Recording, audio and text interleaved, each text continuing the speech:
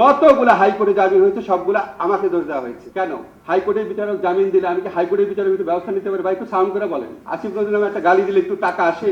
সারাক্ষণ গালাগালি, অশ্লীল, প্রাণ নাচের আশঙ্কা, অবর্ণনীয় জীবন, এই জীবন কে উপভোগ করে? বাংলাদেশে যত জামিন হয়েছে জুলাই ঘটনাতে গ্রেফতারকৃত যারা, তাদের মধ্যে কিছু কিছু জামিন অবশ্যই মানুষ পেতে পারে, কিন্তু কিছু কিছু ক্ষেত্রে আওয়ামী লীগের সন্ত্রাসী কর্মকাণ্ড করতে পারে, এই ধরনের লোকটা জামিন পেয়েছে।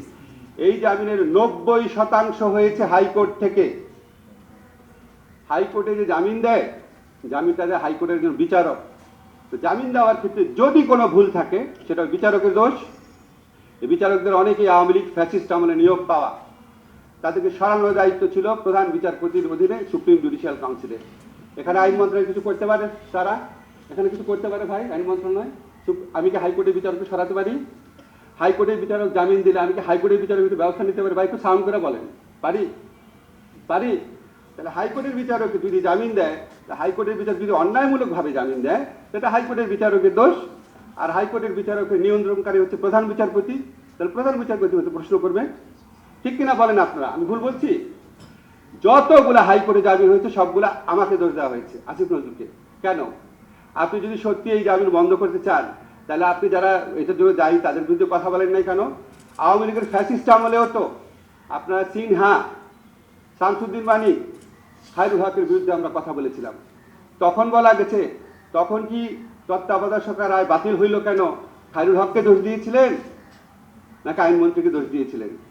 শামসুদ্দিন মানিকের উদ্ভট কর্মকাণ্ডের জন্য কি শামসুদ্দিন মানিককে দোষ দিয়েছিলেন নাকি আইনমন্ত্রীকে দোষ দিয়েছিলেন? তো এখন কেন আইনমন্ত্রীকে দোষ দেন? যে আইনমন্ত্রীর কোনো সম্পর্কই নেই এটার সাথে, কিছু করারও নাই। তাহলে এটা কেন দেন? আমি অনেক চিন্তা করছি, দুইটা কারণে দেয়। একটা হচ্ছে ভিউ ভালো হয় না, ব্যবসাটা ভালো হয়, মনিটাইজেশন হয়। আসিফ নজরুল নামে একটা গালি দিলে একটু টাকা আসে, এটা একটা। আর একটা হচ্ছে এখানে বিশেষ একটা রাজনৈতিক এজেন্ডা আছে। আসিফ নজরুলকে দুর্বল করলে বিশেষ রাজনৈতিক এজেন্ডা বাস্তবায়ন সহজ হয়। এই দুইটা ছাড়া আমি কোনো কারণ দেখি না। যারা অন্যায় জামিনের বিরুদ্ধে কথা বলতে চান, সত্যি যদি আপনারা চাইতেন, সত্যি যদি আপনাদের নিয়ত ভালো হতো, তাহলে জামিন যে বিচারকরা দেয় আর ওই বিচারকদের যিনি নিয়ন্ত্রণ করেন তাদের জিনিসটা আপনাদের বলা উচিত ছিল, তো বলেন নাই। এটা হচ্ছে উদাহরণ দিলাম ব্যক্তি পর্যায়ে আক্রমণ কোন জায়গায় গেছে। আপনি বলেন, একজন বলে গেলেন যে আমরা কেন পদত্যাগ করি না, পরে জানবেন আমাদের অন্তত 3-4 জন উপদেষ্টা বিভিন্ন সময় পদত্যাগ করতে চেয়েছে। এই অন্যায় আক্রমণ, অন্যায় সমালোচনা, সারাক্ষণ গালাগালি, অশ্লীল অশ্রাব্য গালাগালি, প্রাণ নাচের আশঙ্কা, মানে প্রাণ নাচের হুমকি, অবর্ণনীয় জীবন, এই জীবন কে উপভোগ করে? আমাদের প্রধান উপদেষ্টা বলেছেন এটা একটা টিম, একজন পদত্যাগ হলে আরেকজন মনোবল নষ্ট হবে, আরো দাবি আসবে, আমরা কোনো কাজ করতে পারবো না, কাজ করে যাও। তো কাজ করে যাচ্ছি।